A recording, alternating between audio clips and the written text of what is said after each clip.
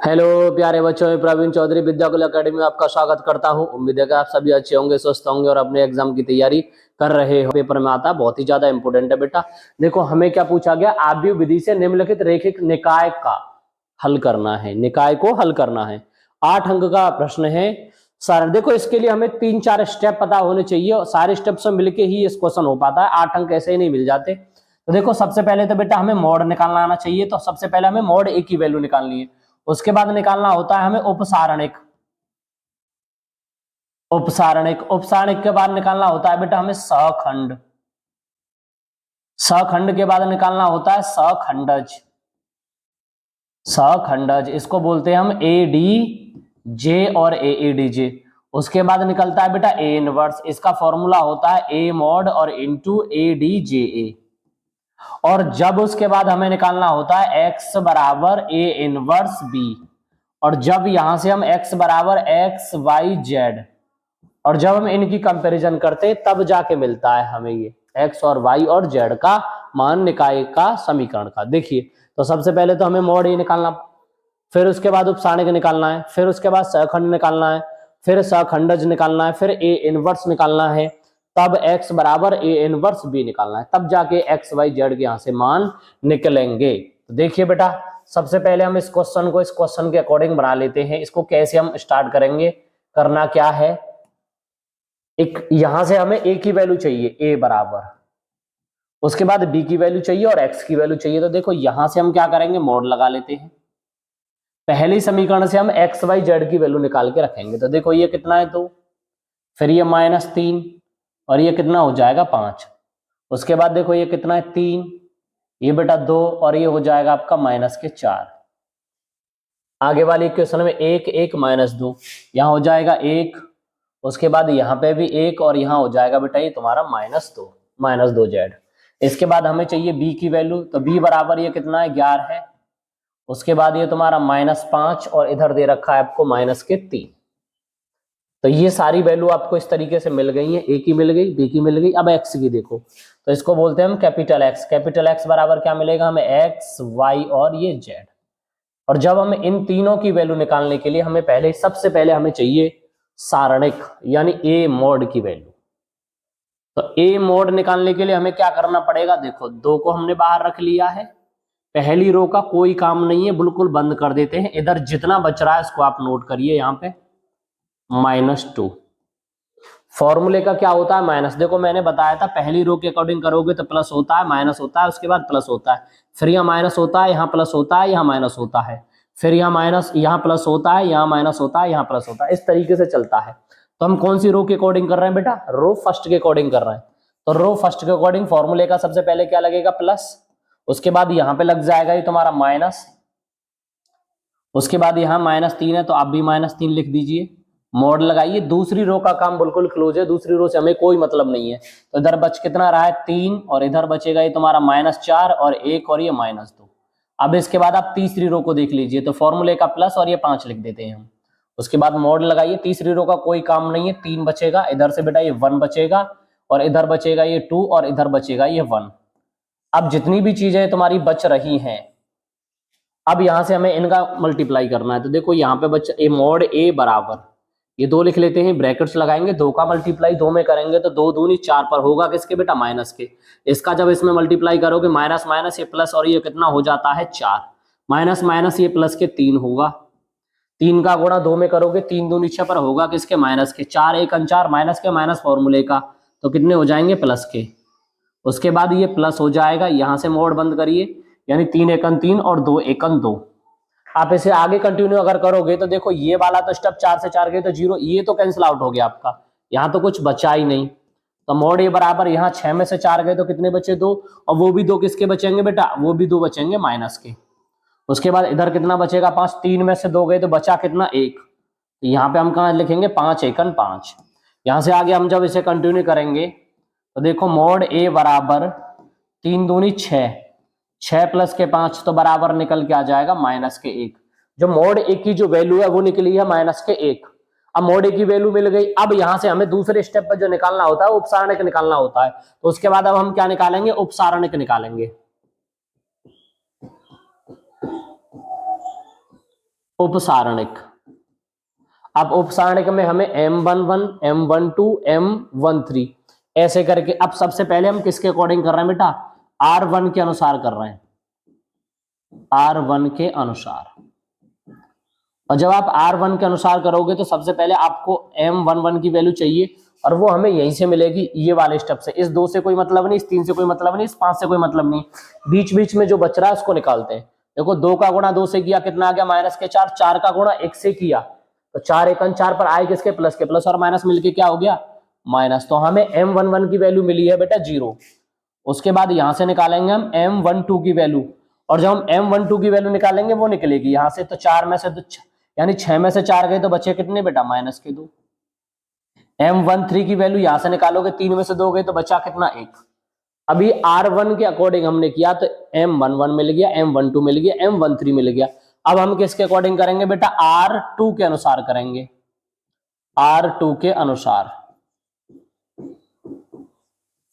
R2 के जब अनुसार करोगे तो देखो आपको ये वाली रो बिल्कुल क्लोज रखनी है, इस वाली रो का हमें कोई काम नहीं है, हमें यहाँ इसकी कोई आवश्यकता नहीं है।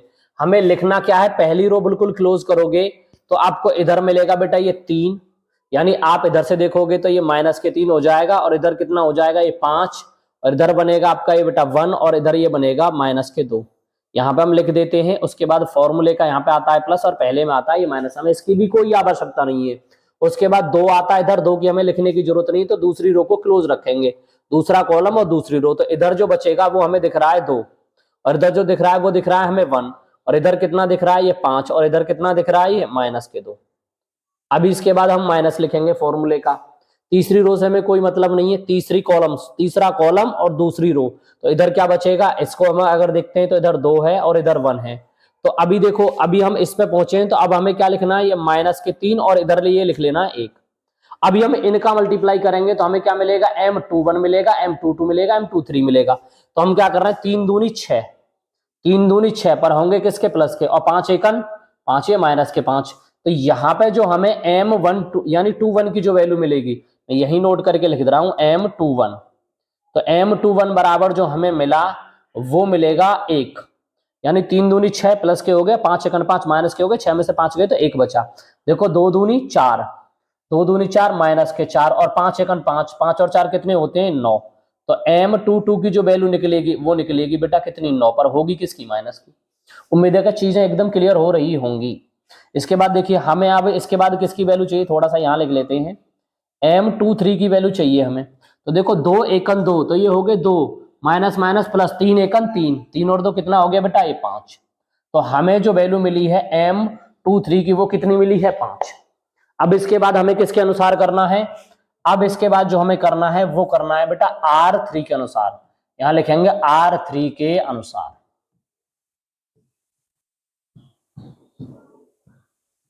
और जब हम R3 के अनुसार करेंगे तो तीसरी रो को बिल्कुल क्लोज करके रखेंगे, यानी तीसरी रो से हमें कोई काम नहीं है। तीसरी रो और पहला कॉलम बिल्कुल बंद कर दीजिए, तो इधर क्या बचेगा, ये बचेगा -3, और इधर बचेगा ये कितना, 5, और इधर बचेगा 2, और ये हो जाएगा -4। फॉर्मूले का होता है माइनस। इसको हम डायरेक्ट भी कर सकते हैं, मैं आपको समझाने के अनुसार इस तरीके से कर रहा हूं। आप अगर डायरेक्ट कर सकते हो तो इस तरीके से मत लिखना, सीधा M11, M12, M13 ये सारी वैल्यू आप डायरेक्ट लिख सकते हो, इसमें कोई दिक्कत नहीं है। इसके बाद देखिए हमें क्या करना है, तीसरी रो ये बिल्कुल क्लोज हो जाएगा, तीसरी रो दूसरा कॉलम, तो इधर जो बचेगा आपका वो क्या बचेगा, 2, और इधर आ जाएगा 3। उसके बाद इधर देखेंगे तो कितना बचेगा, 5, और ये हो जाएगा -4। उसके बाद फॉर्मूले का प्लस होता है, तीसरी रो तीसरा कॉलम दोनों क्लोज हो जाएंगे। अभी जो आपको ये जो दिख रहा होगा ये वाला पार्ट ये बचेगा, तो इधर से अगर मैं इसको क्लोज करता हूं ये तीसरे वाले ब्रैकेट्स को, तो आपको ये चीजें दिख रही होंगी, यानी इधर कितना आ जाएगा 2, और इधर कितना आ जाएगा 3, 2 3। इधर आपको दिखा 2 3, और तीसरा बंद हो जाएगा -3 और 2, तो इधर हो जाएगा -3 और 2, और यहीं पे हम इसकी वैल्यू निकालेंगे। इधर क्या निकलेगा हमारा, M31 निकलेगा। फिर उसके बाद लिखेंगे M32, और उसके बाद M33। इन सभी की वैल्यू अलग अलग डिफाइन करनी है। देखो 4 3 12 है, 12 हो गए प्लस के 5 दूनी 10, 12 में से अगर 10 निकालोगे तो बचेंगे कितने, 2, तो इधर कितना आ जाएगा, ये 2 आ जाएगा। देखो 4 दूनी 8 -8, और 5 3 15, तो ये कितने हो जाएंगे, ये हो जाएंगे -23 यानी 23। इसके बाद अब हमें दिया क्या है, उधर से देख लो थोड़ा सा।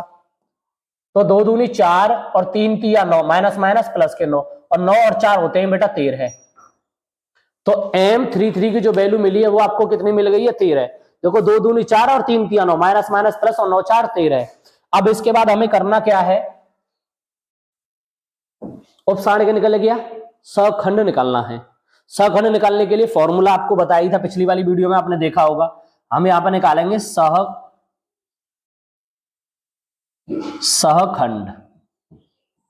सहखंड का मतलब है आपको वैल्यू चाहिए ए आई जे, और इसकी वैल्यू निकालने के लिए आपको करना पड़ता है M I J multiply by -1 की पावर आई प्लस जे। ये वाला फॉर्मूला आपको लगाना है। अभी हम क्या करेंगे, देखो जब A11 की निकालेंगे तो I और J की वैल्यू हमें पता है, I बराबर कितना है 1 और J बराबर कितना है 1। तो देखो यहां सबसे पहले मैं लिख रहा हूं A11। इसकी वैल्यू निकालने के लिए मुझे एग्जैक्ट में करना क्या है, मुझे M11 की वैल्यू चाहिए। तो M11 की वैल्यू हमें आपको दिख रही है कहीं पे, बिल्कुल दिख रही है, ये रही 0। तो M11 की जो वैल्यू है वो है आपकी 0। तो देखो M11 की जगह पे यहां यानी जैसे मैंने लिखा है MIJ, तो यहां क्या आएगा M11, इधर क्या आ जाएगा 0 1 1, यानी I का मान 1 और J का मान 1, तो कितनी हो गई 2। तो यानी -1 की पावर कितना होगा 2, और किसी की पावर अगर सम डिजिट है माइनस में हो, यानी इसको अगर मैं ऐसे लिखूंगा -1 तो इक्वल टू कितना होगा 1, तो इसकी पावर कितनी आएगी, प्लस में ही आएगी। तो इसका मतलब यह है कि हम इसको डायरेक्ट कर सकते हैं, और वैसे भी 0 के साथ आप किसी का भी मल्टीप्लाई करो तो बदले में मिलता तो 0 ही है। अब इसके बाद हमें A11 की वैल्यू मिली है ना, अब हमें वैल्यू चाहिए A12 की। तो A12 की वैल्यू के लिए हमें यहां आना पड़ेगा, तो इसकी वैल्यू कितनी है -2। तो -2 तो ये हो गया, अगर इसी में फॉर्मूले में पुट करूं तो -2 और -1 की पावर हो जाएगा 3, क्योंकि I की वैल्यू 1 और J की वैल्यू 2, तो इसकी पावर 3। और जब पावर विषम होगी तो रिजल्ट में मिलेगा -1, और जब पावर सम होगी तो रिजल्ट में मिलेगा +1। तो पावर कैसी है, विषम, तो मिलेगा कितना, -1। और जब मैं -1 लिखूंगा तो ये कितना हो जाएगा, ये 2 हो जाएगा, चिन्ह बदल जाएगा। जब विषम नंबर आएगा तो चिन्ह बदल देना है आपको। उसके बाद आप वैल्यू निकालोगे A13 की, A13, और A13 की वैल्यू कहां से निकलेगी, 3 और 1 4, तो इसका मान कितना होगा 1 × 1 = 1। इसके बाद आप अगली वैल्यू निकालोगे A21 की, 21 की वैल्यू यानी 2 और 1 3, तो पावर कितनी आएगी 3, सिंबल किसका मिलेगा, माइनस का। तो यहां से 21 देखोगे तो कितना आ जाएगा 1 × -1, तो बराबर कितना लिखोगे -1। इधर आप क्या लिखोगे A22, और जब आप A22 की वैल्यू निकालोगे ये आपकी वैल्यू -9, और मल्टीप्लाई कितना हो जाएगा 1, तो बराबर कितना आ जाएगा -9। आपको वैल्यू चाहिए A23 की। A23 की वैल्यू कितनी है, यानी A23 की M23 की वैल्यू कितनी दे रखी है 5, तो इधर क्या होगा -1, तो बराबर कितना आ जाएगा -5। A23 हो गया। अब हमें चाहिए A31। इसको हम थोड़ा सा यहां पे लिख लेते हैं A31, और जब आप A31 लिखोगे तो इसकी वैल्यू यहां से मिलेगी, तो ये हो जाएगा 2 × 1, तो बराबर कितना हो जाएगा 2। इसके बाद आप लिखोगे A32, तो बराबर इसकी वैल्यू कितनी है -23, मल्टीप्लाई कितना हो जाएगा -1, तो बराबर कितना आ जाएगा 23 प्लस के। उसके बाद आप लिखोगे A33 की, यानी M33 की वैल्यू कितनी है 13 है, और पावर सम है तो इसका मतलब 1 ही मिलेगा, तो बराबर कितना हो जाएगा 13 है। अब आपको सहखंड मिल गया। अब आपको चाहिए सहखंडज। हम निकाल लेते हैं भैया सहखंडज। सहखंडज का मतलब है हमें चाहिए A D J और A, और इसकी वैल्यू निकालने के लिए हमें ये पूरा मैटर चाहिए था, और ये पूरा मैटर तो हमें दे रखा है। और ADJ निकालने के लिए सीधा फॉर्मूला होता है, इसको पुट कर लेते हैं, यानी फॉर्मूला सबसे पहले ना इस तरीके से लिख लेते हैं A11 की वैल्यू बेटा 0, A12 की वैल्यू कितनी है बेटा 2, और A13 की वैल्यू कितनी है बेटा 1। उसके बाद देखो यहां से हम जब लिखेंगे A12 और A13 की वैल्यू कितनी है यहाँ पे बेटा 1 हो गई, A21 की वैल्यू कितनी है यहाँ पे -1 हो गई। उसके बाद A22 की वैल्यू कितनी है बेटा ये -9, और उसके बाद A23 की वैल्यू कितनी है ये -5 हो गई। ठीक है, इसके बाद देखिए हमें किसकी वैल्यू चाहिए बेटा A33 की, A31 की वैल्यू कितनी है 2, और A32 की वैल्यू कितनी है 23, और A33 की वैल्यू कितनी है बेटा 13 है। और अभी इसको हमें क्या करना है बेटा, यहां से कर देना है परिवर्त। तो यहां से जब हम ADJA निकालेंगे तो इसका जो फाइनल आंसर आएगा, देखो परिवर्त कर देना, रो को कॉलम में लेके आना है। तो 0 हो जाएगा, ये 2 हो जाएगा और ये 1 हो जाएगा। इसके बाद इसको ऊपर इधर लेके जाओगे, -1 -9 और ये -5 हो जाएगा। उसके बाद इधर देखोगे तो कितना हो जाएगा, 2 हो जाएगा बेटा, ये 23 हो जाएगा और ये 13 हो जाएगा। अब इस तरीके से हमें क्या करना है, अब हमें बेटा चाहिए A इनवर्स की वैल्यू। अब यहां से हम A इनवर्स की वैल्यू निकालेंगे। तो देखिए A इनवर्स की वैल्यू हम कैसे निकाल पाएंगे। तो देखो हम यहाँ पे क्या करते हैं, A इनवर्स की वैल्यू निकालेंगे। तो A इनवर्स जो बराबर होता है, तो A इनवर्स बराबर जो फॉर्मूला होता है वो mod A, और इधर हो जाता है तुम्हारा ADJA। तो यहाँ पे हमें एक तो mod A की वैल्यू चाहिए, A इनवर्स बराबर 1/-KA, और हमें ADJA की वैल्यू चाहिए। तो ADJA की जो वैल्यू है देखो 0, -1 और 2। तो इधर जो निकल के आएगा 0, ये -1 और ये निकलेगा 2। यहां से फिर इधर कितना निकलेगा, 9, यानी 2 - 9 23। तो इधर आ जाएगा 2 - 9 और ये 23। उसके बाद फिर इधर देखना 1 - 5 और 13 है।